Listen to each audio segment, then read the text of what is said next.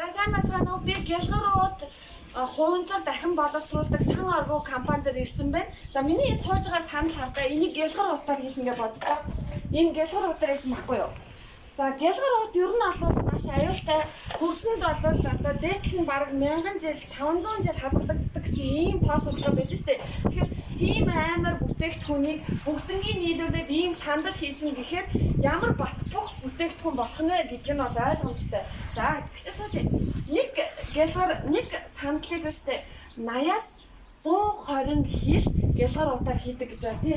Хаана танаа бүтээгдэхүүнүүд Гялгар утууд байдаг лээ. Хотын сандлнуудаа тий сандал. Жохоо бол даргууны уртал 7-8 жил болсон сандал байна. За цам гарын нөгөө эмнэлгийн хажуу талны саад гэж тий. Тэр саад нь бас 8-9 жил болсон байгаа. Төмөр замын сургуулийн уртлын сааданд байгаа сандал 12 жил болсон.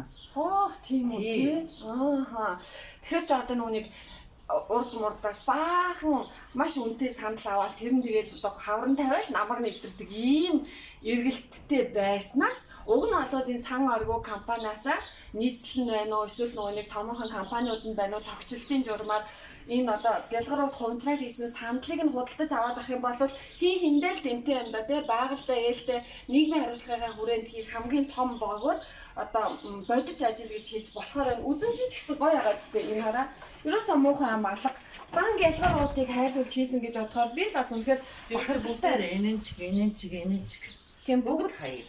За ер нь бол эдний компани маань Гялгарууд дахин боловсруулаад бүх төрлийн Гялгаруудыг дахин боловсруулдаг ганцхан үйлдвэр ер нь сан аргуу пластик центр болохоор одоо зузаан бөгөөд зөөлөн Гялгаруудыг дахин боловсруулдаг шүү дээ.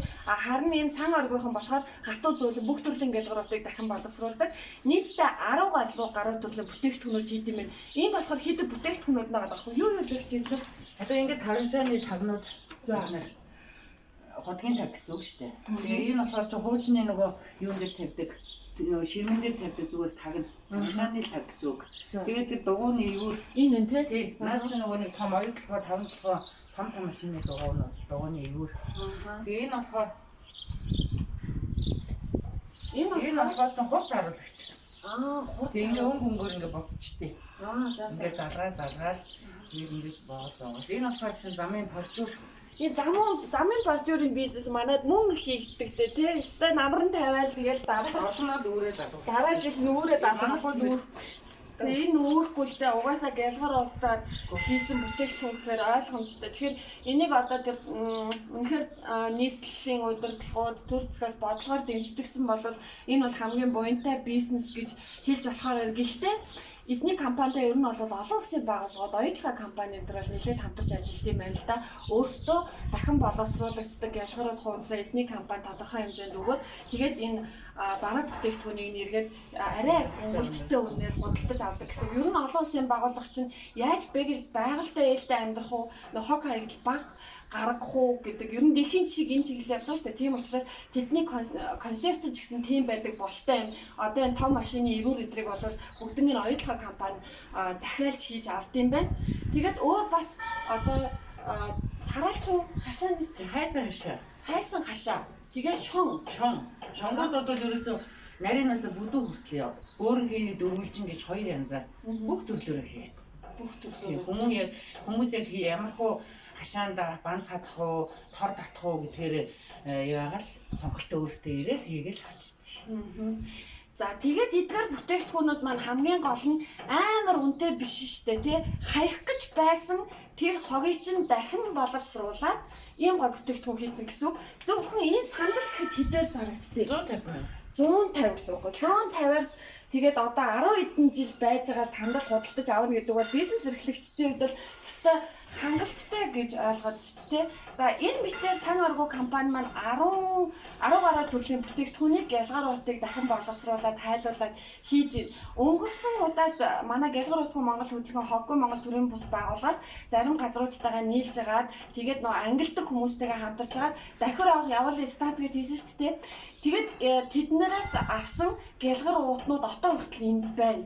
Тэгэхээр та нар маань битгий санаа зовоорой. Энэ удаа дахиад тэр явуулын станцд маань хамрагдаад дахиад давхраа аваад ирээрээ. Одоо би яг хадаа урд нь өгсөн тэр ивентийн үеэр өгсөн гялгар уутнууд одоо үйлдвэрийн шатанд яаж очсон бэ гэдгийг шууд харуулъя.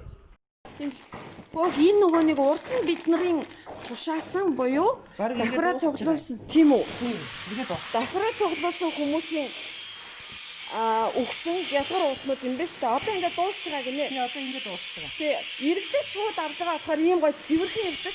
Одоо нөгөөдүүд маань ингээд гоё угаагаад ихэд тавьсан өгсөн байгаа. Тэр ийм гоё цэвэрхэн ирдэг болохоор энэ нөгөө нэг давхар авах явуулын станц гэдгийг дахиад хийгдсэн ийм зорилготой хийж байгаа шүү дээ. Энэ хараа энэ одоо эзэн нь таньж байгаа болов уу? Ямар ч юм бүгднийг ингээд цэвэрхээс энэ гэхдээ Tom & гэдэг ийм юм орсон байна. Энэ орохгүй шүү дээ. Тий, орохгүй цаас энэ дотор нь цаас байгаа юм байна шүү гэчээр нэг үзэхгүй бол бусд нь болохоор ингээ гялгар утаараа ингээд хийж байгаа юм байна. Энэ танад юу н урд нь хэрэг хэрсэн зөндөө ирсэн шүү дээ. зөндөө ирсэн үү те? Сая сүүлд ирэхэд чинь портер Дүүр ирсэн шүү дээ дүүрээ. Тэгсэн шүү дээ. Энэ одоо тэрнээс үлдсэн л юм. ямар гоё ингээд бүгдийн нэрэлцэн тий.